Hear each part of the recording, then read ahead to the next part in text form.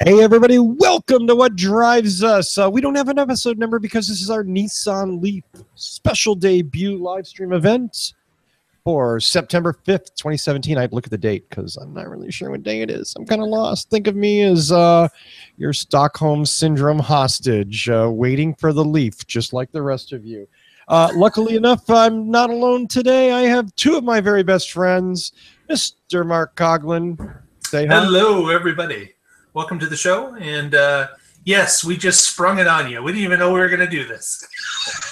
We want to be here. We're here for you. We're here for you.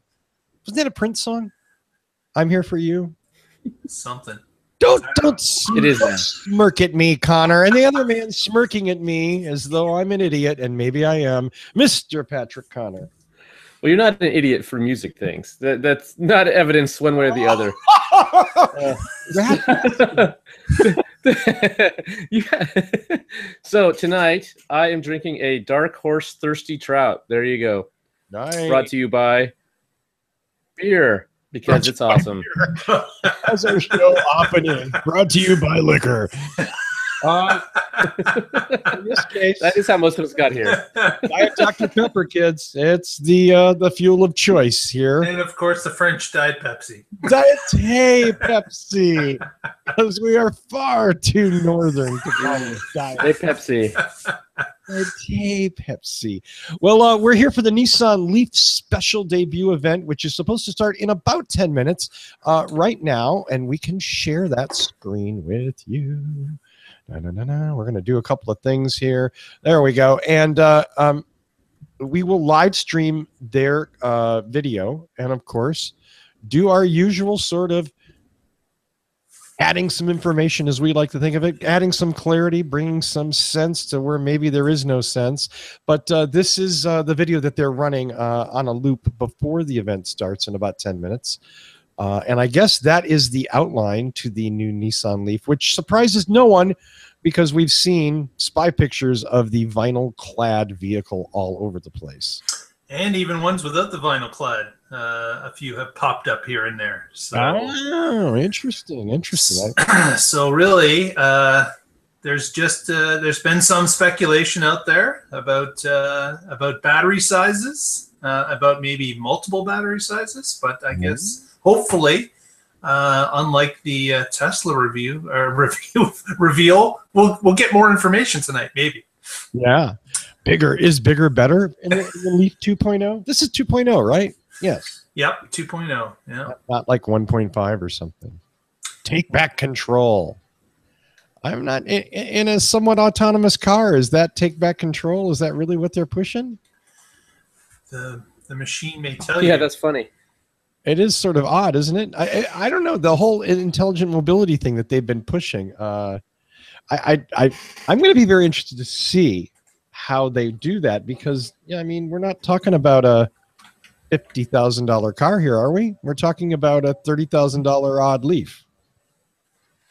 Yep, so, it should be one of the most price point close to what it currently is. So we are expecting it to be in that range, certainly. Yeah. Well, and I guess, really the people watching this probably with I mean, we'd like to think that, of course, Elon and everyone in Fremont, they don't care. They just do what they do. But are the people at General Motors, makers of the Bolt, watching this going, oh, great. Oh, God. Did we need... Oh, yeah. Those guys absolutely have to watch the competition and respond. If they come out with something cool and it's a hit with customers, they're going to have a response to it. Yeah. I'm going to stop that for just a second because I know you guys want to see me. And by see me, I mean see me. Absolutely. Yeah. So I don't know. I don't really want to make any predictions because I don't know anything, and I hate that. Like, do I get a prize if I predict it right? Right. It's only downside, but I will make one prediction. Really? So Nissan has been slammed for not having active cooling. Yes. And even when they went to the new Lizard battery in 2015, that battery has not held up really well either. So battery degradation has been a consistent problem. I've ranted on this show about it before. And it better have active cooling. If they're going to a bigger battery pack and they say, oh, it's just ambient cooling again, then I'm out.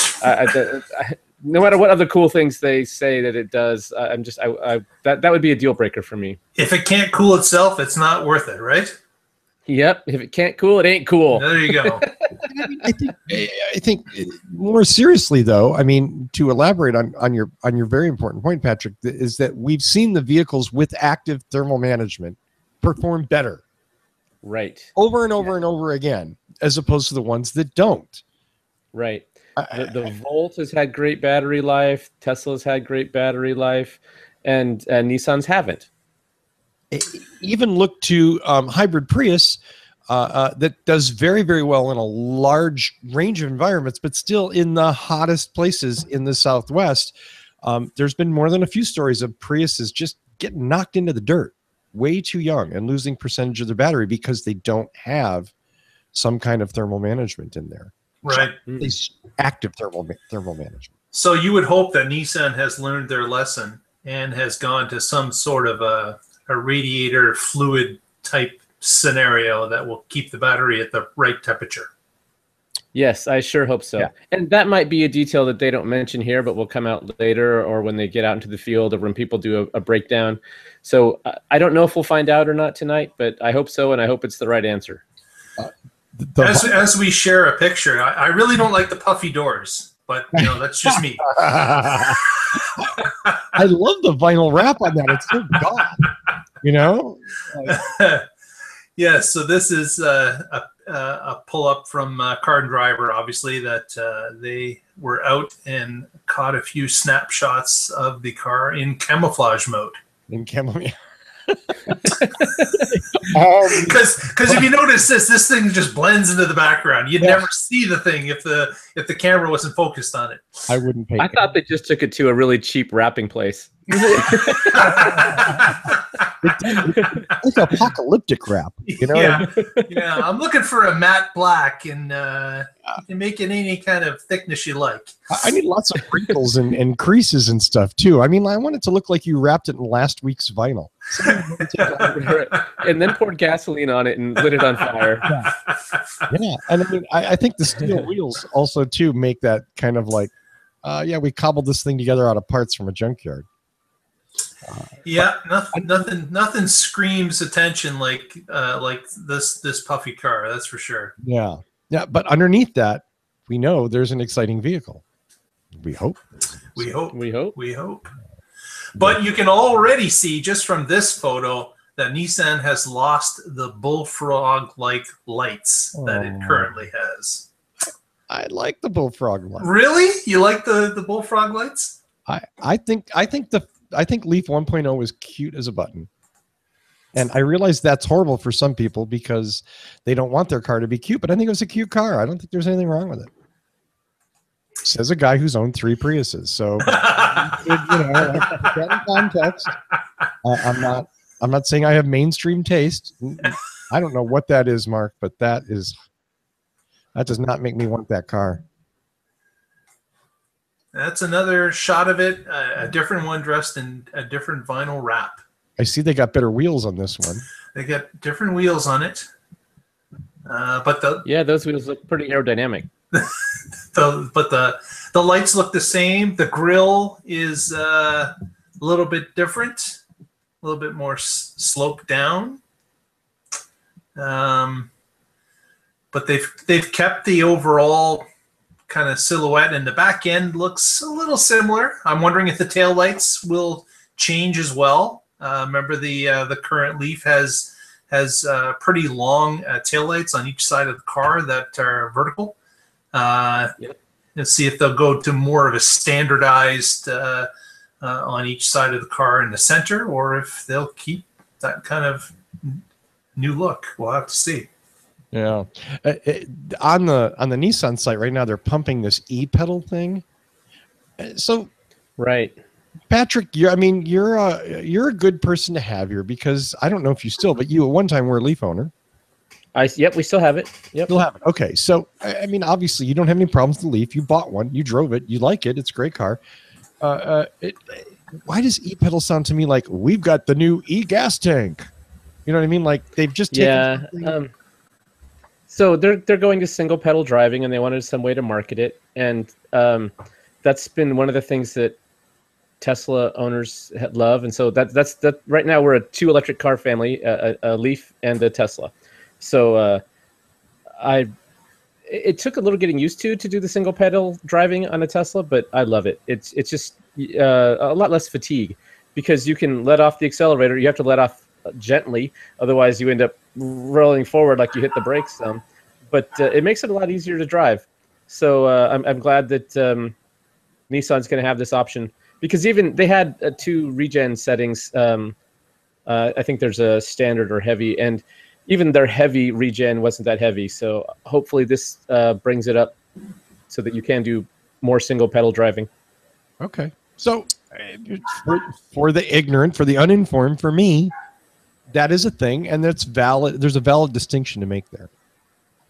Right. Yeah, I would agree. Okay. And Patrick, would you say that that type of one pedal driving, being able to ease up on the accelerator as opposed to let go and brake hard, but is that something that, like you said, it took some time to get used to on the Tesla? Was it? Yep. Was it? Would you say that it took a week? It took a couple of weeks? What would you say it took? Well, the real person to ask would be my wife, because when she's in the passenger seat, she's like, stop it. She's banging her head off the dash because you're letting off too quickly. Okay. Right, but I'm fine with that. As the driver, I know I'm going to slow down, and as the passenger, she's getting whipped around. And maybe I have a bit of a lead foot, and because driving the Tesla is fun. You got to have fun with it. So I don't know. It depends on who you ask. As far as getting used to it as a driver, it was relatively quick. As far as giving smooth rides to your passengers, that might take a little longer. And the nice thing about it is, because you get that regen, you don't have to move your foot over to the brake. The brake pedal is just the mechanical brake pads. Oh, it looks like we have something going at Nissan now. We have something going. Why does the thing look empty? Yeah. Bring something out on the stage there. See what we got here. We've got some music. We have some audio here. Can you hear that? Just barely. Yeah, we can hear it. Better? We can hear the countdown.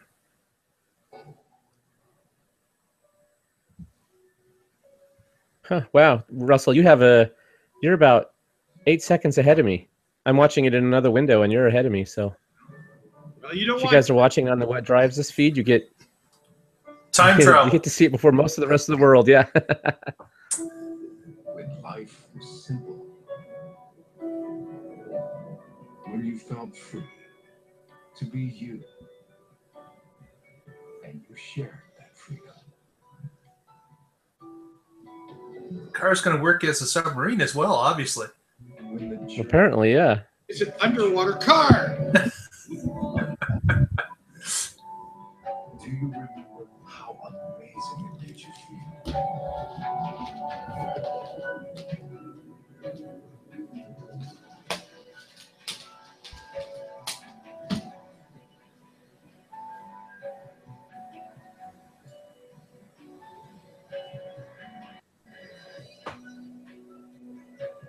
All right, maybe they're not doing anything yet.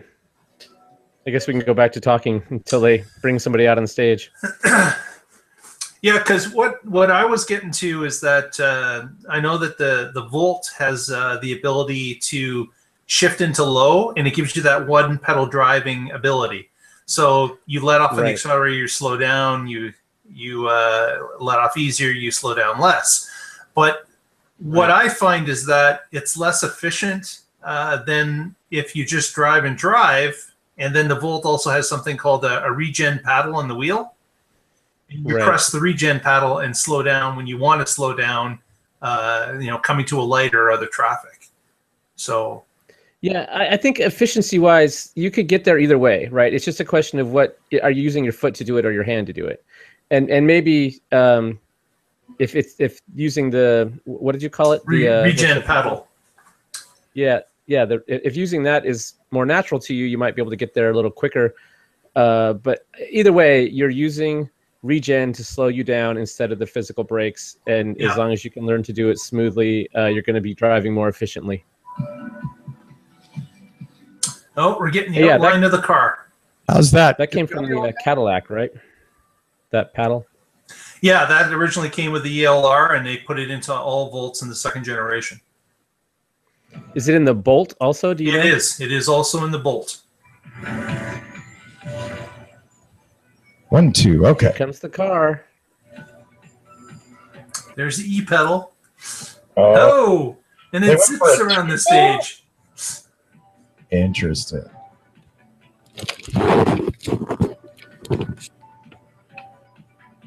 Normal back tail lights. Yeah. You're right with the headlight change and the rear change. They've tried to make it less like crying out, "Hey, I'm different. I'm an EV." They try to make it look more Yeah, like a Dare I say it looks a little mini-ish in the car. two-tone? Am I allowed to say that? sure. You can say that. I like the two-tone. I think that looks great. Nice. Yeah. Not bad looking. Not I bad. like it. No, and there's a shot of the interior in the background. Yeah. Have we seen humans at this event yet? Cars being sold by cars. It's disturbingly devoid of humanity. It's Oh, and a second car. Here it comes to the other. And what is this? the large bull leaf shall fight to the life or death. Wow. Two shall enter, Nissan's- one shall leave. Yes. The octagon. It's the Thunderdome. the new Nissan Master Blaster. One leaf to rule them all. Oh, look, one leaf is going faster than the other. Isn't that like That is cool how they're zipping one out. and now you can't look at it Yeah. anymore. They're moving the lights like it makes Yeah. it look like it's driving on a freeway. They kept a zero emission tag on the door. I think that's interesting. Yeah.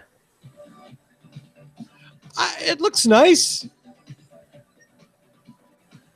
But Yeah, I don't think I Yeah, knew- They've Well, gone contemporary.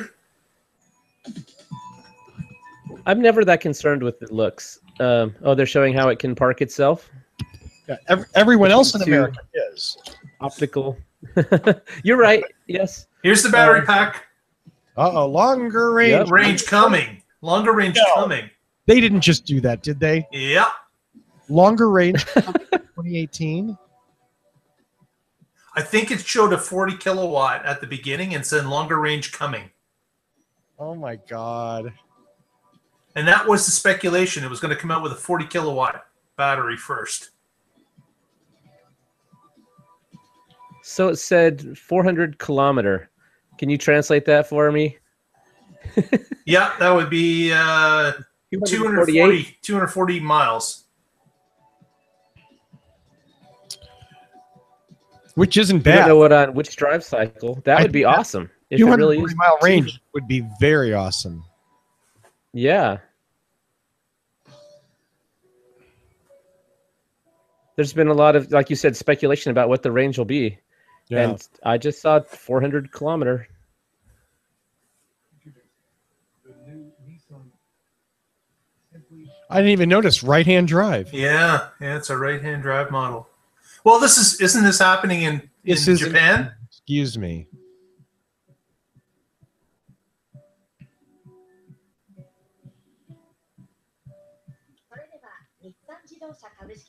Oh no. We would like to ask the representative director and CEO of Nissan Motor Corporation, Mr. Saikawa, to come up to the stage. Please welcome the President and Chief Executive Officer, Nissan Motor Corporation Limited, Hiroto Saikawa. Well,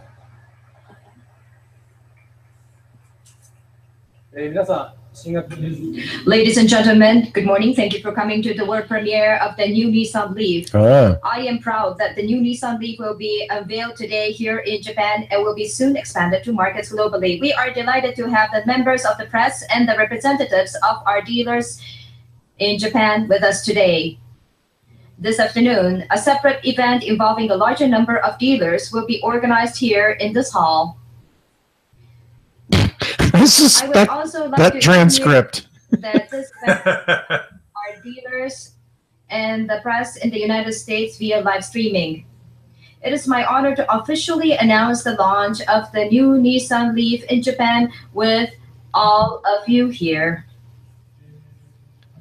Nissan takes pride in being an EV pioneer, along with someone just told her to slow down. Of the current. Thankfully. And that was one of the questions too, was are they going to bring out the van in a different look as well? Is shifting era of EV. Yeah. The new Nissan Leaf represents technological Nissan, or Nissan of technology, which is a traditional term associated with Nissan in Japanese language. And this is definitely a great opportunity of which we intend to make the most. Wow. While the current How does she talk that fast? The new Nissan Leaf has the real potential to become the core of the company. The new Nissan Leaf will drive the Nissan intelligent mobility forward.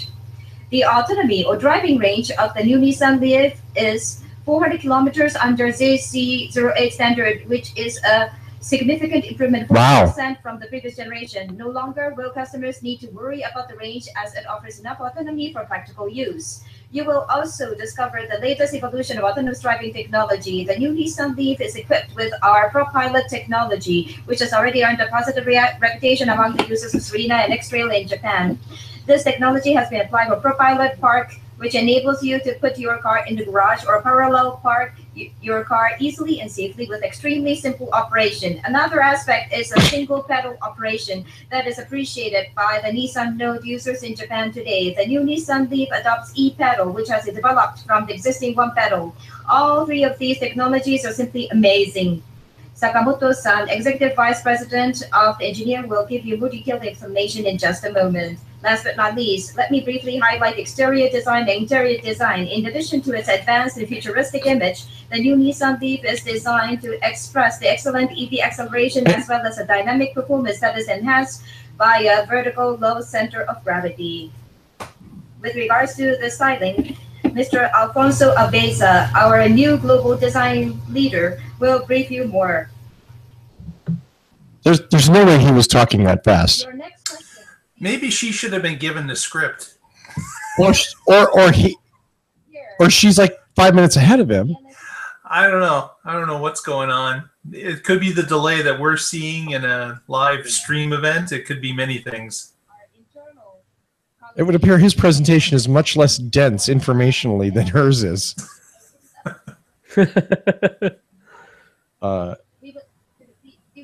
So, I believe that is totally possible to do better. Now, I would like to pass the microphone to Mr. Daniele Schilacci, who is the head of EV business and Mr. Nissan Intelligent Mobility. He will talk about the expectations of the new Nissan Leaf and explain what Nissan Intelligent Mobility is all about.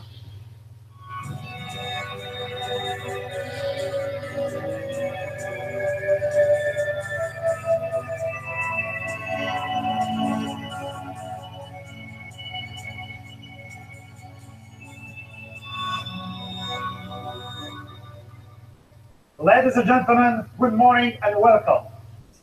Let me start by making one thing clear. The new Nissan Leaf is not an EV. oh, stop. Just stop. It's diesel. Call the new Nissan Leaf just an EV does not tell the full story of the ingenuity Stop. behind the Kill your marketing department now. nor does it represent its potential. While an EV Look at is an Patrick. exciting technology, alone is not That was a facepalm line. people I- to a better world. Why do they say this stuff? To do that, you need a bigger vision and a broader strategy. You need a vision that considers EVs as part of a larger package of ingenuity which delivers exciting drive, enhanced ownership experience, and contributes to a better world. That's why the new Leaf is not only an EV. It's the icon of Nissan Intelligent Mobility, our vision to move people to a better world.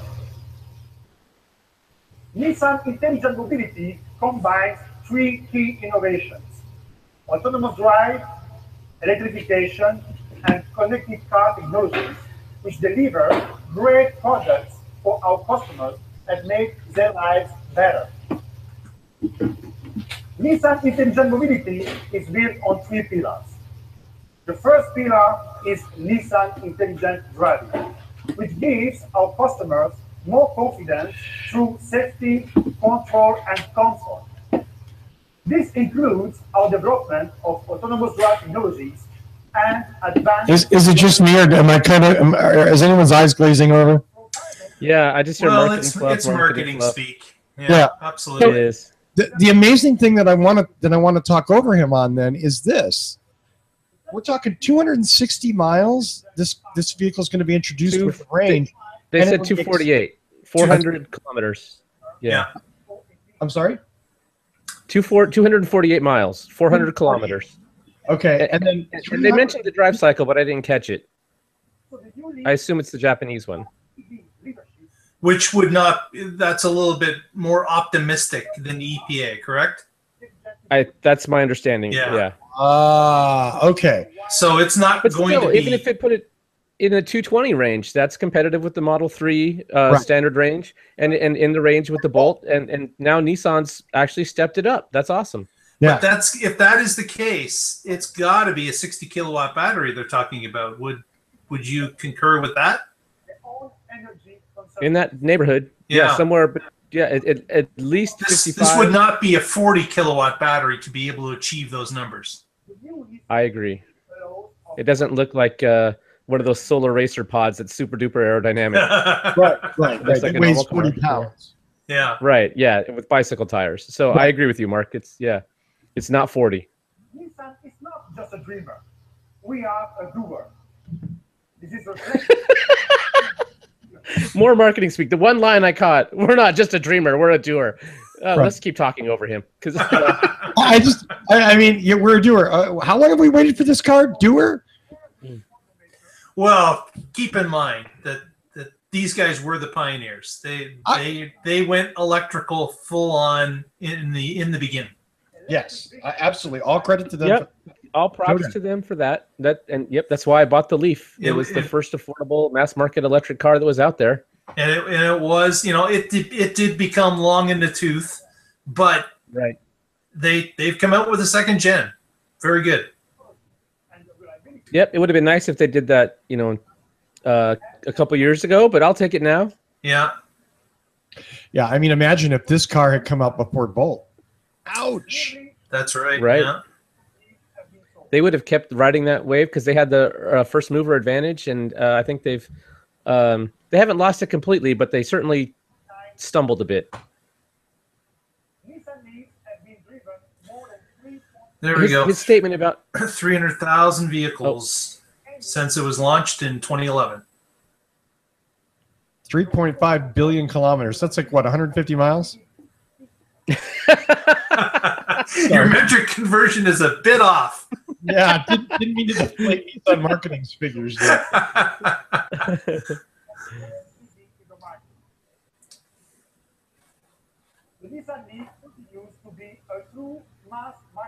And I just got to bow out for a minute. I'll be back in a couple. Okay, Mark.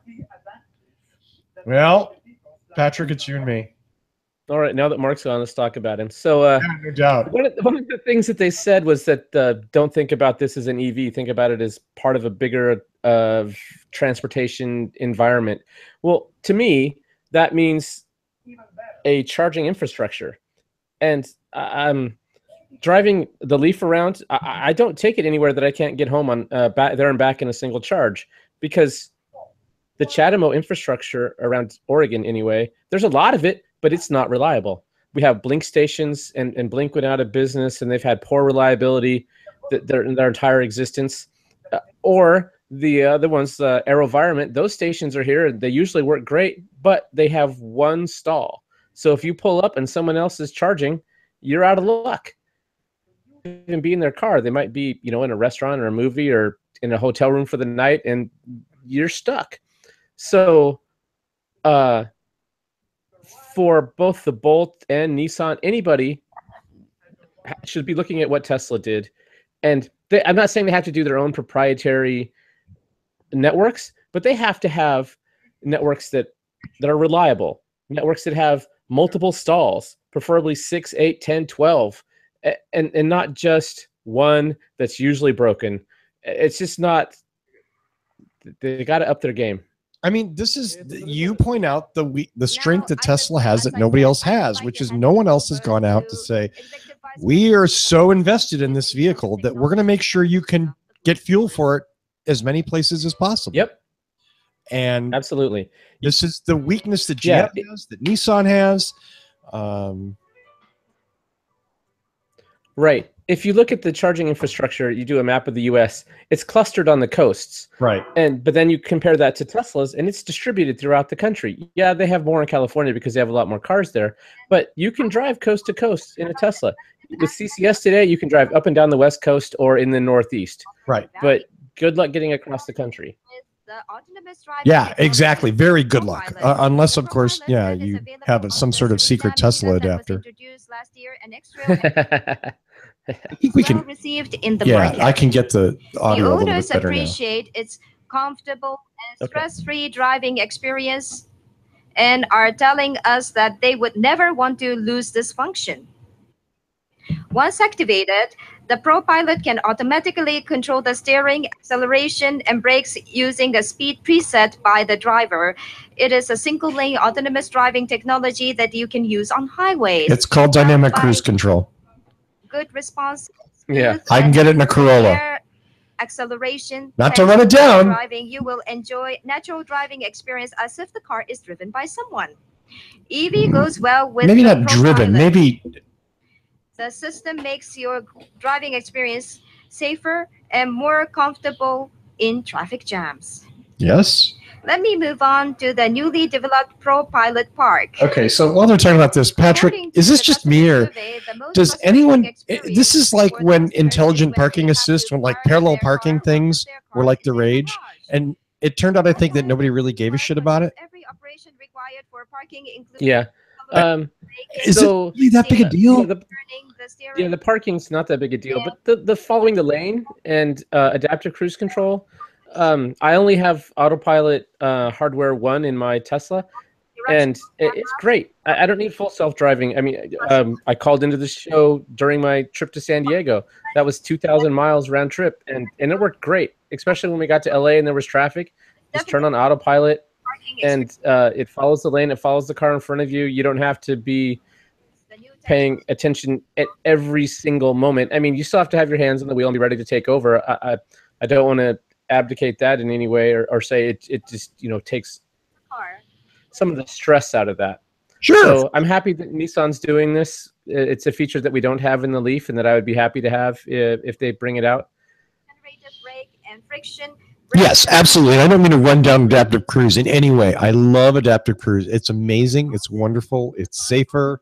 Yes, without a doubt. Yep. And with the automatic steering where it follows the lane, I think that's one of the features they're talking about here. That's great. Well, there you go. Accelerator. You will enjoy comfortable driving on various occasions without stepping on different pedals. The technologies of the new vaguely Leaf translated. not only offer driving pleasure and better convenience, but also contribute to safety performance. One of the technologies is the latest emergency assist for pedal misapplication. By using the images caught by the front cameras, the car detects hazards and other vehicles, as well as pedestrians. Awesome. Based on the results of our careful analysis of the past traffic accidents, in addition to the standing start, the system is activated at the low speed when people often apply a wrong pedal and supports safe driving more extensively. Last but not least, The heart of the new Nissan Leaf e-powertrain underwent evolution too. Nissan's unique inverter technology provides a much larger output. The high-power motor with the maximum output of 100 kilowatt offers smooth and powerful acceleration of EV. The 40 kilowatt hour battery, a big battery, 40. extends the range by more than 40% against the existing model, reaching 400 kilometers under the JC08 standard. This is 2 times longer than the first generation Nissan Leaf. The new Nissan Leaf will certainly be accepted by a wider range of customers. If you use a 6 kilowatt high power charger, which is offered as an option, the time required for charging will be equivalent to that of today. You can also fully charge the car overnight. The new Nissan Leaf is blessed with all the electrification and vehicle intelligence technologies which our company has been building over the years. I am sure that you will be pleasantly surprised and be excited by the advanced technologies that are one step ahead. Thank you for your kind attention. Well, you're welcome. So, Mark, you might have missed it. They just said it was a 40 kilowatt hour battery. Now, Wow. Which means that JC drive cycle must be very generous, like mostly downhill. Yeah, it's got to be. our new That's got to be incorrect. Like EPA standards, that's going to be a big difference. Yeah, EP I'm very curious what the EPA number would be. I mean, we're talking about half, aren't we? Not quite half, but you're talking. It's going to be nowhere near 240. Right. It's going to be more like under 200. It's going to be like maybe 180. Just how far EVs have come and where Nissan's design I wonder if we could heading. find a comparison of like the existing Leaf. What's the Japanese drive cycle versus the EPA drive cycle? What's the delta there, and kind of scale it for comparison? No expectation for customers. In fact, the general public was not aware of how powerful the movement coming their way was. And so, to celebrate this significant change in the industry and in the lives of our customers, we created a unique design signature. It was different than anything else we had designed before or since. But today, as you know, the image of EVs has changed fundamentally. But the new Leaf remains at the forefront of EV design and technology. It leads the emotional geometry DNA of all of this our battery, vehicles, I mean, and 40 serves kilowatt as an battery is example what she said. of intelligent It is. The 100 Without, kilowatt yeah. motor, is that At a glance, you can see that different the from design the of previous NSA generation? created a low and sleek proportion. I don't know off the top of my head. I thought the previous one was 70 kilowatt, which is like 110 horsepower. But don't quote me on that. I'd have to double check. I won't. That's fine. But so sounds more powerful. I mean, the same size battery pack. Do we assume more energy density because of new batteries? Is that? I mean, maybe a 10%, 20% improvement? You can get a bump from it, certainly, but I don't know that would if- make it lighter. Yeah, I don't know if you can get that much of a bump. Yeah. So what the difference we're probably looking at is Japanese testing versus EPA testing to get that mileage figure. Yeah. Wow. Bullet-like profile with sharp corners guiding the wind. Yeah. I mean, I'm sorry about talking over this guy, but where he's talking about design, and we can see it. It's pretty. Yeah. We don't know what the coefficient of drag is, but we assume it's probably pretty low. It looks like it is. There's nothing in there that's too, like, why the hell is that there? Yeah, I'm it's- sure they made it's- some improvements over the previous version. Yeah. Improved aerodynamics. Look at There that. you go. That It's would like you're definitely reading help. the script. You can really see our team's artistry. We combine the tail lamps, the rear glass, the wing finishers into one dynamic cross-car movement. This combination of things give the Leaf a strong, last impression as the car whisks away. Stepping inside. Okay, whatever, dude. I'm sorry. It whisks away. The car's got a nice looking butt. That's what he said. Exactly. So like so much for the macho presentation. As it whisks away. That is not the verb we would use here in the United States. Charging times take 16 hours from a 3 kilowatt output and 8 hours from a 6 kilowatt charger. Right. So with a bigger battery pack, you want to move to a 6 kilowatt. That's fine. Or if not, a 7 or 8. Although it sounds like this only supports 6.6. Yeah, And, my first gen only supports 3.3. I think they've already moved to supporting 6.6 after the 2011. Maybe it was 2013. I don't remember. and the Chatamo will get you 80% in 40 minutes. Every step of the way. So I'd like to thank you. If it is Chatamo, I didn't. I'm assuming that. That is a good assumption, but yeah, it would be nice if they said. We've seen Honda move away from Chatamo to CCS. So I'm very curious. Japan has a lot of Chatamo installed, so it would be It'd be a difficult surprise for if they them. moved away. Yeah. Yeah. Significance and sales expectations on the new Nissan Leaf. Hoshino-san. Oh, here come the sales projections.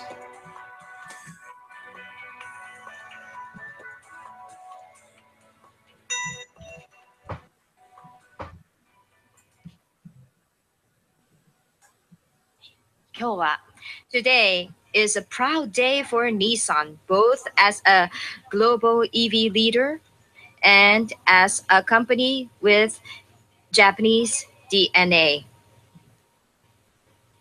We are pleased that we Okay, that do was not weird. only premiere the new Nissan Leaf here in our home market, but also to make it available to our Japanese customers before anywhere else starting October 2nd. Japan is the right market to begin our Nissan Leaf sales for many reasons. First, our Japanese customers love great products equipped with the latest technology. And no one else does. Yeah. I've got no problem with them having some pride in their country. That's fine. No, not at all. Nor do a Japanese company to sell the car in Japan first. I think that Right. they built. Do they build Leaf here in the U.S. or is it all built in Japan? It's built here too. Yes, it is. Tennessee. Yep. In Tennessee. Also Okay. launched Starting in 2013 or 14. Japan for the first So yeah, the 11s and 12s came from Japan. Mine left Japan about an hour and a half before the quake hit. The customer response Wow. to all of these models carrying advanced technologies has been very strong so far, and the results are very strong. The new Nissan Leaf will continue this forward. Second, Japanese customers have strongly embraced EV technology. They see the driving pleasure that an EV provides, But it's not an also the EV. positive impact that it has on the You can ignore him. environment. Yeah. Believe I am. that the next car that they would like to purchase is an EV. So they are counting on EV. Third, the country has the infrastructure in place.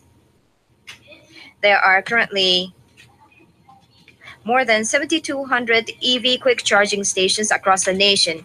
And when you include normal charging, there are more than 28,000 charging spots that are available. Is that any place with a 110 outlet? Nissan continues with our partners to grow the charging network in Japan to meet our customers' driving needs.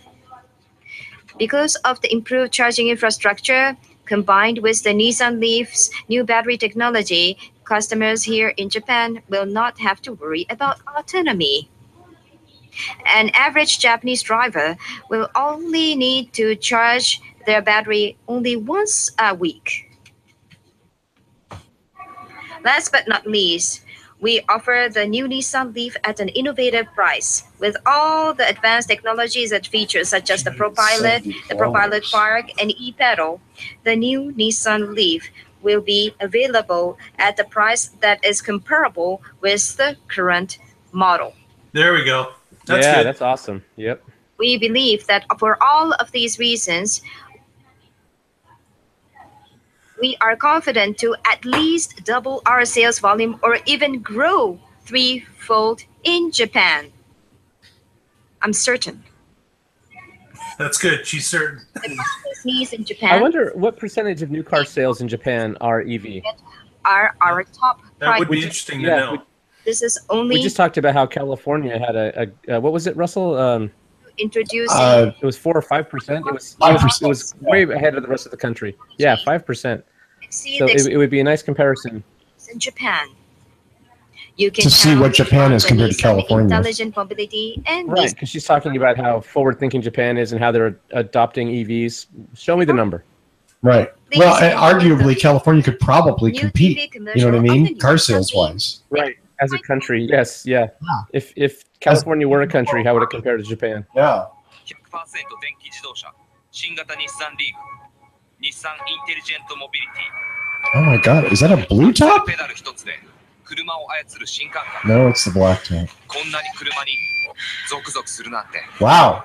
さらに That's a different commercial. Sorry, that looked like a pretty strong reaction. Something going on there, kids. シンプリーアメージンぶっちぎれ技術の日産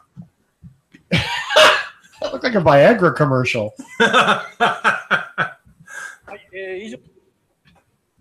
This concludes the presentations of the new Nissan Leaf. We will start launching the new Nissan Leaf globally towards the half of this, the latter half of this year. In the next fiscal year, in fiscal year 2018, Nissan will introduce a high-power version with increased motor power and battery capacity. You can count on continued evolution of the Nissan Leaf and the Nissan Intelligent Mobility. Thank you for your kind attention. Well, you're それで welcome. はフォトセッションの So I'm sorry. Super important. Global sales commence in the last half of this year. It's September. Maybe they're working on a different calendar. Yeah. So I guess I'm assuming that before the end of the year, they're going to start exporting it. That would be it. I don't know. I don't know if that's a pretty short timeline, is it not? We are, 3 months away from the end of the year. Yeah. I mean, and I don't know how long does the container trip take? Just out of curiosity. Anybody know that? Oh, no. I would have in 2011 because I was tracking my car daily. Yeah. I mean, I got to think it's a week or two at least. I mean, I would say it's a couple weeks. Has to be. at least. I mean, those container ships aren't notoriously fast, and it's a long distance. So, I mean, obviously, I would have liked to have heard about the battery thermal management, a little bit of clarification about the battery pack size, when they were going to start making them here and selling them in the U.S. Right. So just doing some quick math, I looked up the current Nissan Leaf. John Volker, our buddy there, has an article that talked about is the Nissan Leaf range 107 miles or 155 miles? Why test cycles matter. And so using that ratio, I compared that to the 400 kilometers and got, drum roll please, 171 miles. So I don't know if that'll exactly compare, and I'm just doing this math, I was pretty close with my 180. You are, yeah. Yeah, and we don't know if it'll exactly translate, but that's the best guess I have right now. Yeah, that would be my guess. I would think it's going to be in that kind of a range. What is really nice to hear, though, is that it is the same price, or roughly the same price, and you get an extra 10 kilowatts of battery for the same price. Well, Right, and with So it went from a support in 30 the to a Model 40. 3, they have to. Yeah. Okay. フォトセッションは以上で So it went from a 30 to a 40 in this new version, Correct. not a 50 or 55 as we. Now they did flash on the board as they were displaying. They said that a higher or a longer range version would be coming. Right. And there will be most likely an upcharge for that, obviously. You would think, right? I mean, otherwise. Yeah. Yep. I mean, this is sort of stupid guessing, but we're here to talk. So how dumb is it to release this thing now and not wait for the longer pack, the bigger pack and the option and to you know what I mean? Like, they had to get it out though. They were so behind. Right. It was so long in the tooth. They had to make a splash as quickly as possible. And this gave them that ability. Maybe they don't have quite the testing in place to release a 60 or 55, but they have enough magic to make the 40 work. So boom, get rid of it. Get it out the door. And get it out the door. And this is the time when 2018 models would be getting introduced. So it makes sense to do it now with whatever. They have to have something for 2018. So this is the time to start selling it. Okay.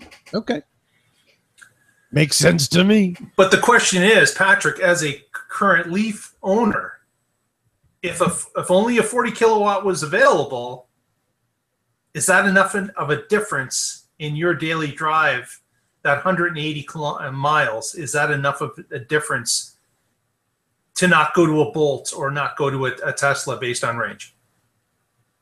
Yeah, so I've been thinking a lot about range lately, and even with the Model 3, you have to decide if you're going to take the standard range or the long range, and is it worth that upgrade? We talked about that in the show, that it could end up costing me $9,000 more to go for the longer range. Is it worth it? That's right. My first electric car was a Chevy S10 pickup. It had about 40 miles of electric range. And this was not a conversion. This was made by General Motors as an electric truck. It was a cousin to the EV1, except they weren't all destroyed. So I had one of those. I drove it for 4 years until I got the Leaf. And my 2011 Leaf had a 72-mile range. That was nearly double. That was awesome. And yeah, and so that 70 miles felt like I could drive wherever I wanted. And actually, I did. I drove up to Centralia, Washington. I drove out to the coast. I got around really well with that amount. But you have to be willing to pay the time to make charging mid-drives. And you also have to know where all the infrastructure is and have PlugShare and other apps to find it. And if you're willing to pay that time and effort, it was a lot of fun. And I loved it. But then after a while, it's like, okay, I'd rather just get to where I need to go. And so now we've got the Tesla, and that's a whole lot easier. I just went to Washington, and they had the place I was going, they had 4 charging stations out front, and I just parked in a regular spot because I didn't need to charge. And then when I came back out, those 4 were full. One of them had a gas car parked in it, and there was a Chevy Bolt EV, the guy there trying to figure out where the driver was for the gas car because he needed to charge because he had 50 more miles to go and only 20 miles of range. And he couldn't plug in because the spot was iced. And that's when I was like, well, I wish I would have held that spot for him. But and the other side of it, I'm glad I didn't take the spot when I didn't need it because there were people like him who really need it. So you have to understand what your needs are for range. And this sounds like the Leaf is going to be about $5,000 cheaper than the Model 3 standard range and $7,000 cheaper than the Bolt. So if you want to save $7,000 and this has enough range for your needs, great. It's a great choice for you. If, however, your daily driving takes more, then you should move up to something that's higher in range to meet your needs. So it's tough for a novice to figure that out, though, isn't it? It's tough for someone that's just switching to an EV to understand the thing about range. You and I have both lived it. We understand after a few cars what the car is capable of and what it's not and what its ideal use is. But it's tough to explain that to a newbie. It is. One of the things that I recommend that people do is every morning, look at your trip meter from the day before and then reset it. So every day, you when you get stuck in traffic, it feels like you drove forever, which means it makes you think you drove hundreds of miles, and you probably didn't. When you're stuck in traffic, it's time that's ticking by, not miles, and it just feels horrible and long. So you can get a more realistic idea instead of an emotional idea of how far you drive by just resetting that trip meter every day, and mentally noting it, and you'll find that most people drive less than 40 miles on most days. and then you have a more realistic idea. Not a super high-tech dash. It looks like a car inside. You know what I mean? Oh yeah. They haven't made any huge moves. Everything there looks really familiar. Anybody who drives a gas car could get in that and go, okay, I'm not. Look at the gear shift. Yeah, thank God. It's a little knobby.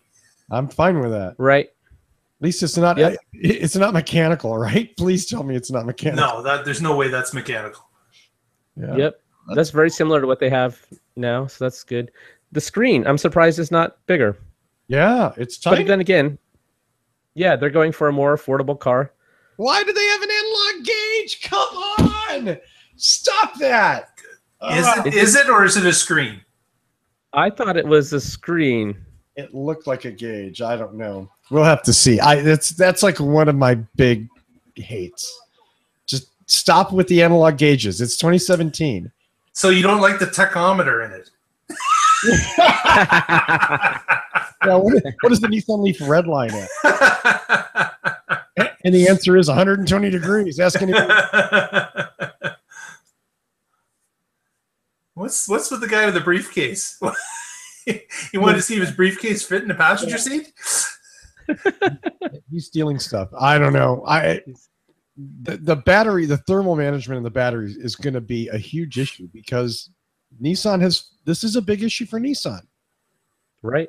And if they're still with passive temperature management, they're going to have problems. Not so much with new EV owners, but with anybody else who's considering a Tesla or a Bolt. Right. Yeah. People With that have the entire state of Arizona. There you go. With all of Yeah. New Mexico. Yeah. Anywhere in the Southwest is susceptible. Don't touch that door. Right. No. Yeah, and whatever battery improvements you make to make them more heat tolerant, if you then go to a larger pack, you've made more heat. And so if your net gain is 0 there, you really have to go to something else. I don't. With the batteries that we're using today, the batteries we're using for the immediate future, without having some kind of temperature management, you're just asking for trouble. Right. Maybe there'll be some solid state breakthrough, at some point. But you're right. Today, they need to be well managed. Yeah. And I just got some information from a website that indicates that the sale is started to go October 2nd in Japan, and deliveries in the US, Canada, and Europe are likely to begin in January of 2018. So much for the last half of this year. That's maybe. Yes. Maybe he wasn't thinking of this year. He was already living in 2018. Yeah. So, yeah. Those are, you can't play with those, sir. Don't do that. I mean, otherwise, look, about the same hatch space, about the same seat space. I mean, this is a very similar. This is a refinement. This is an evolutionary product rather than a genuine, like, huge change. Yep. Fair enough? Yep. More aerodynamic, less standout-ish appearance. Yeah. And yeah. I genuinely like the look. I think. Yeah. I think of the stand up and wave. I'm an EV. I think that phase is over. We don't need that. I think that to just be a car is fine. Right. Prius make it look cool. Prius fought that for years, and then it turns out that Toyota didn't design the Prius to look intentionally stupid or stand out. It was just the function of the design. It was what they wanted to achieve, and I think it's been more of us accepting that than, oh yeah, these people just want to drive a weird looking, you know what I mean? Like, no. PT Cruiser owners never heard, oh, you just want to drive a weird looking car, don't you? But everybody who drove a Prius is like, you just want to drive a weird looking car. You want to stand out. Well, I guess it's not a Viper. I'll give you that. But, yeah, I'm sorry. There was a reason that there were a lot of upscale customers in the early days of Prius buying Prius that had normally bought in Corvettes or whatever, because it had a distinct look, and it said something about them personally that they wanted to broadcast. Right. And certainly some people do that, but I don't think I don't know. Sometimes I think that whole like this looks like an EV thing is really way overblown. I don't know. Yeah, and I'm glad to see them moving away from that. Yeah. So there was 2 points from the presentation I want to talk about. If you step on the wrong pedal, they can compensate or correct for it. That is awesome. So we're hearing about the runaway Tesla today, and certainly the Prius had that with the runaway Prius in its day. Mm-hmm. If you guys have listened to, there's a podcast called Revisionist History. Malcolm Gladwell goes into, he has an episode, I don't know which number it was, about the Toyota's runaway acceleration problem. And they go in depth on it. They talk to sports physiologists about how someone might step on the wrong pedal and think that they're applying the brake. And then, of course, as it accelerates, you press harder because you have your foot on the brake in your mind and you want to stop. Right. And they go through all kinds of tests where they jam the accelerator to the floor and then they stomp on the brake to see if it would actually stop the car. And it does. So they even have a 911 call in there where someone calls 911 while they're accelerating in their car saying, I can't stop it. I don't know what to do. And this is early on, and the 911 operator has no idea what to tell them. He's like, you can't stop the car? And then they drive into an intersection and get hit. And you hear the whole thing over the 911 tapes. It's an incredible episode. If you can detect that this person is obviously doing this unintentionally because they're headed right towards something and you can stop them from doing that, that's great, and a safety feature that I want to applaud Nissan for doing that. Yeah. Now people can drive. Is it your understanding, Patrick, that if they depress, if they're pressing hard on the gas pedal, they can wait. It's an EV. Rephrase that, please. Accelerator pedal. You, sir. Yes. that they're actually able to stop the car with letting up. Yeah, it's all computer controlled, and so they mentioned in there a couple times how if you're driving at low speed and they detect a pedestrian in front of you and you romp on the accelerator, their software will say, you probably didn't mean I want to run this person over. And so they will apply the brake. Okay. That was one of the safety features run somebody down? They mentioned. Yeah, you should buy a different car for that, I guess. This is not a criminal's car anymore. Yeah, this is why you want to buy the Hellcat or something, right? I mean, right. Or maybe there's an option in the menu for plowing people over, yes or no. Yeah, it comes up on the center stack. It says, are you sure you want to run over this person? Yes. Calling your lawyer and the police. Right, exactly. The lawyer first, right? Yeah, in that order. And inside of TechCrunch, they've got a kind of a cool photo of 3 of the cars that have, and it shows that the white one is the only one with the black roof, and then we've got a red and a blue one that the roof seems to match the color of the car. I'm really glad to see the red and that blue because I thought the white, the gold, and the copper that we saw from Japan, not so pleasant, like not a. And it's interesting that TechCrunch, they quote the number of 150 miles, so the range continues to drop. We're not really sure.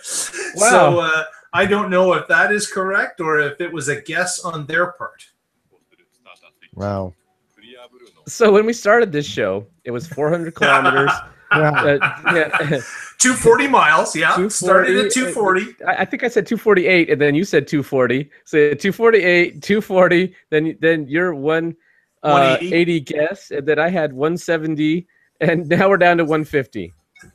Wow, we better stop the show now. Yeah. Yeah, before the end of the show, it's going to be down to like 90-mile range.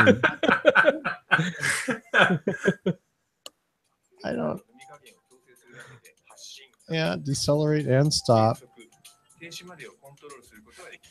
I'm not. I have. You know what? I have to drive something with e-pedal. I obviously have not, and I I'm not familiar with this. Yeah, the Bolt and the Volt both have that ability if you put it in low, and allows you to do that type of one pedal driving. But I got used to not doing it. I just found it was more efficient for me to use the regen paddle, and it just seemed to work out. But it is probably something you get used to. Right. Right. Yeah. I think using the paddle is probably an easier transition from what people are used to driving in gas cars, because when you let off the accelerator, you're normally kind of just in a coasting mode. And now you're more like that. And I find when you're driving that you have that ability that you if you are going downhill, you want to coast, because of course if the car applies any type of regen braking, you're not going to get that full amount back. You only get about 50% of it back into your battery. Right. So you do lose something. If you were to coast, you would be in effect more efficient. Right. And with single pedal driving, there is a spot in there, and I think they make it artificially a little bit bigger than it would naturally be on a linear spectrum, that you can find the right spot on the pedal where you can get that coasting. Okay. Oh, okay. So you can freewheel, as they say, or go into cruise mode. And right. And if you can't find the sweet spot, you could always just shift into neutral. Although I don't think that's always legal, depending on what state you're in. You don't want to be in neutral while you're driving down the road. Right. And let me offer this. So yeah, you just get used to feathering the pedal into the right spot. It's right there. You just said it, Patrick. Feathering the pedal. Patrick, how many people, well, it's probably skewed in your world, but I have to tell you, in my world, like most of the people have no idea what feathering a gas pedal means. Right. It's binary, right? It's either all the way on or off. Yep. That's the transition I made 3 years ago. Right. I noticed a big difference in my driving once I got my first Gen Volt, that I was able to do the feathering or the gliding, whereas before, and I watch everybody else around me, it's gas or brake. It's gas or brake, and sometimes it's both. So people are using both pedals. Oh, but right. It is interesting that once you get an EV and understand the energy distribution in the car and what it takes, your driving habit does change typically. Mm-hmm. I think in a sense, though, unless you have that EV experience, marketing the e-pedal is going to be like, what? It's a gas pedal. You press it and you go. That's what 98% of America thinks. Right. They don't think about regen or cruising or anything like that. They're pressing on the gas until they start pressing on the brake at the stop sign. I wonder if they're just going for it's now you only have to use one pedal. It's even easier than what you're used to. I don't know if that's easier. Maybe. And again, that's why they have ProPilot. Let the car do it for you. Right. You get those like acceleration accidents, and you go, "Oh yeah, maybe one pedal is easier because two pedals is definitely more than most people need, or some people need." So my second comment, since we just got onto that topic, is ProPilot. ProPilot sounds a lot like autopilot, and when we had Niedermeyer on the show, there was a whole lot of discussion about how that was the worst name Tesla could have ever done, because it sounds like it can just take over and do everything for you, but it requires the driver to be vigilant, and if you've got a pilot taking over for you, that's a horrible name. And yet here we see it being followed by another player in the industry. Right. Yep. Yeah. And I kind of agree with Ed. I mean, I don't like the idea of this autonomous autopilot thing. I think it's misleading. Yeah, so Evan was a big defender of it. I was kind of quiet during that part. I think that we got back to these names are marketing names, and I'm an engineer, and so I'm focused on what are the capabilities. Forget the label that it's under. The labels can be aspirational. They can be something to try to sell a feature but you really want to know what the capabilities are, what features it has, and forget how they're branded. I mean, we even talked about it, how that guy was saying, oh, it's not an EV. To call it an EV is wrong because it's more than an EV. And that stuff just glosses over. And whenever I hear some fanciful label, I'm like, okay, forget that. I don't want to know what you're calling it. I want to know what it does. And so that's with autopilot. When I have hardware 1.0, it can follow the car in front of you. It can follow the lane. It doesn't see stop signs. It doesn't see stoplights. Okay, I have an idea of what it can do. Its lane following is not perfect, and so you have to be ready to take over. So yeah, it's more about knowing the capabilities than what marketing name it got. My only point was that ProPilot is a lot like autopilot, and so maybe that name wasn't as horrible. If a big traditional company with lots of lawyers approved it, it can't be that bad. Nice one. I'm a big proponent of honest marketing. I know that seems like an oxymoron, but it doesn't have to be. I think there's an X-Lax. It helps you poop. I mean, you don't have to be like, you don't have to be inelegant or crude, although I enjoy that. A matter of though, like, you know, again, forgive me, ludicrous mode. Yeah, that's cool and that's fun, and I get it, haha. But it's a car, and in most places you can't go that damn fast in it. You know what I mean? Like, which is why I'm not. Hey, I need a car that goes 270 miles an hour. Why? Where can you legally go 200 miles an hour in the United States? North Dakota. They don't sell them in just the United States. Yeah. No, they don't. They don't. But that's where I live, and that's where most of the people I know live. So that's where I go. Yeah. Anyway, that's their marketing budget. That's where their marketing budget goes, is into putting in cool stuff like that gives them, chatter on the internet about how awesome it is. That time that someone takes it to a street drag and it beats a Lamborghini because the Lamborghini driver was a half second slow on the or 400 milliseconds slow on the accelerator, and the Tesla kicked their ass. That's press. I wouldn't. You know what, Patrick? One of the few times I'm going to argue, or I won't argue with you on the racing thing. You're absolutely right. I mean, all those early videos of the Tesla beating this car, and the Tesla beating this car, and the Tesla beating this car, I think that turned a lot of heads and went, "Holy shit, these aren't golf carts." Right. People were believers. I completely agree with you. Yeah. You started that sentence with "I'm not going to argue with you" and ended it with "I totally agree with you." There's got to be. Where's the but? Come on, let's hear the rest. There's no but. I mean, I may not agree with the strategy or whatever, but there's no arguing that it was effective, and I think it was right. That was my point. In those that they were homemade videos of the Tesla whipping ass on all these big expensive supercars, and that made that Tesla name very, very cool. It's not a Chevy Bolt. It's not a Nissan Leaf. It's not a Toyota Prius. It's a badass Tesla. Right. It made their brand, a halo brand, or I don't know what the right phrase is, but it's cool. But a macho halo brand. You know, it's not like Prius, right? Slow. You know, look at you. You have a Tesla. Right. Why? What do you like about your Model X, Patrick?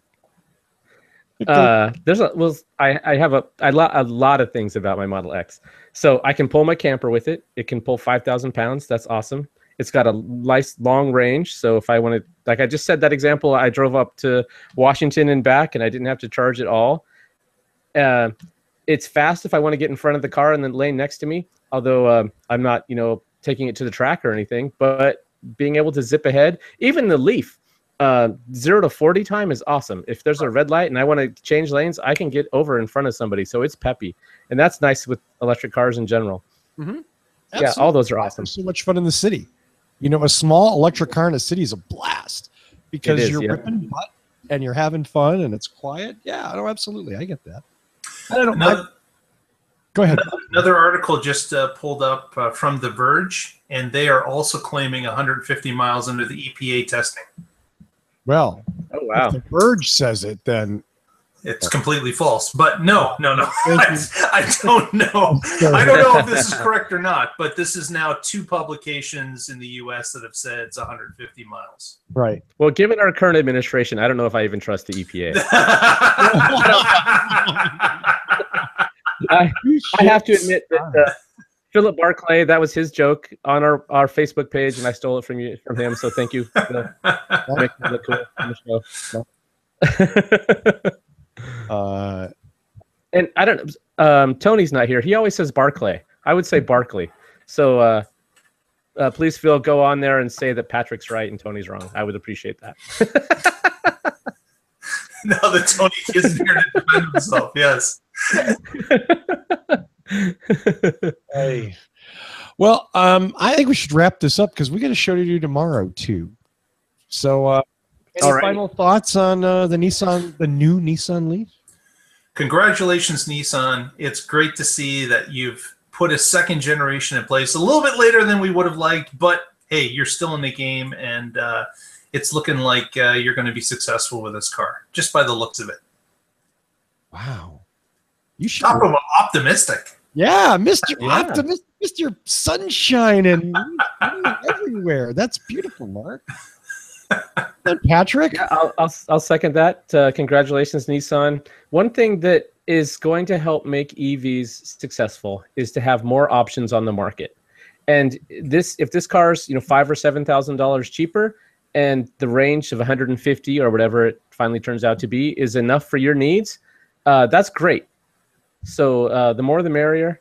And if they come out with their longer range vehicle later next year, we can talk about that one then, and yet another option. So that's great.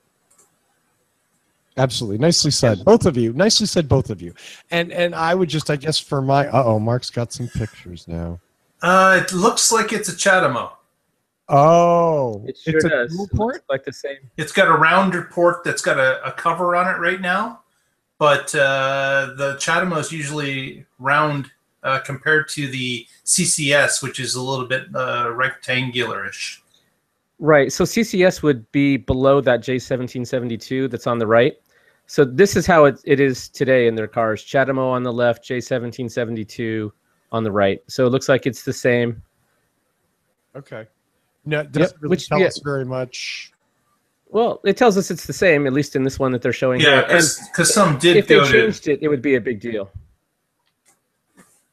And for the slower ones in the audience and me, we're looking at charging times of how long with a 40 kilowatt battery with each of those.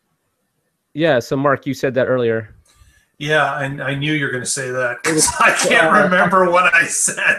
I was reading. I thought you said 40 minutes to 80%, but it was, yes, 40 minutes to 80% on level 3 or Chatamo, yes. Right. And then 16 hours, was it, on level 1? Not level 1. 16 at 3 kilowatts. 3 kilowatts. And 6 kilowatts, it was 6 hours. I think it was 6. Yeah. So you should get a 6.6 kilowatt level 2 charger in your home if you buy one of these cars, and then it'll easily be full overnight. And that's 6 hours is not an unreasonable charging time at all. Nope. Actually anything 8 or 9 even would be fine, because you find that you do spend at least that much time at home in a sleep cycle. Yeah, absolutely.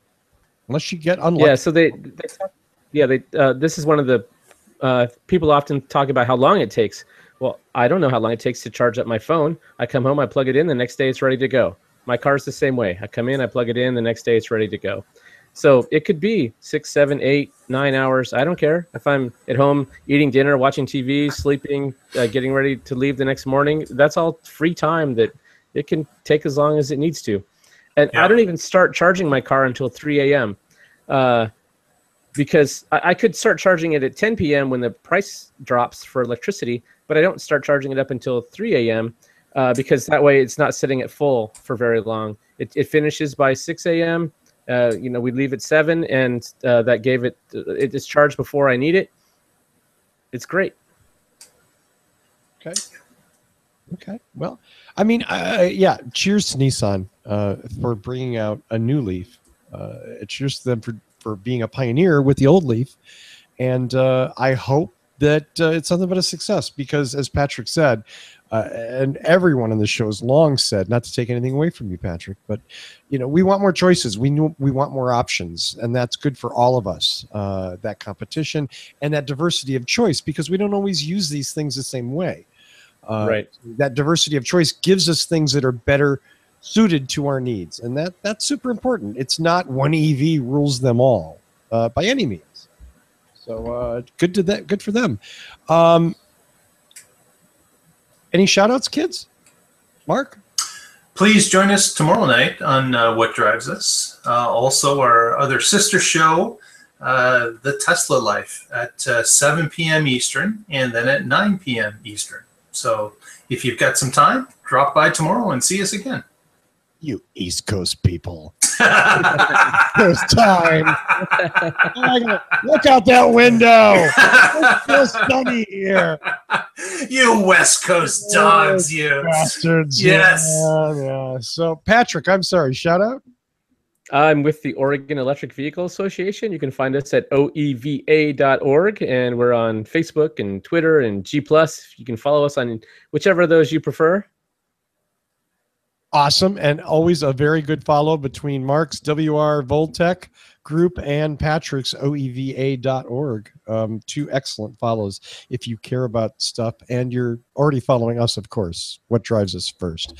Follow us at whatdrives.us. Of course, youtube.com/whatdrivesus. Oddly enough, we're at Facebook on facebook.com/whatdrivesus. We're even on the Twitter, the thing those kids are doing all these days, Twitter and all, at What Drives Us. All the same, it's always What Drives Us. So we're easy to find in any social media venue you look at. I want to thank, as always, Michael Mannering for our theme music. You can visit him at manthing.com. And yeah, show tomorrow, right? Big show. Tomorrow, 4 p.m. and 7 p.m. No, 4 p.m. and 6 p.m. Pacific. 4 p.m. and 6 p.m. I'm learning. I've only been here a couple of weeks, but I'm learning. Thanks very much for everybody watching. Hope you enjoyed it. We look forward to hearing you. And yes, I do read the comments on the videos, by the way. So for all of you, we'll talk more about that tomorrow. Thank you. Have a great night. Tune in tomorrow night and find out what drives us.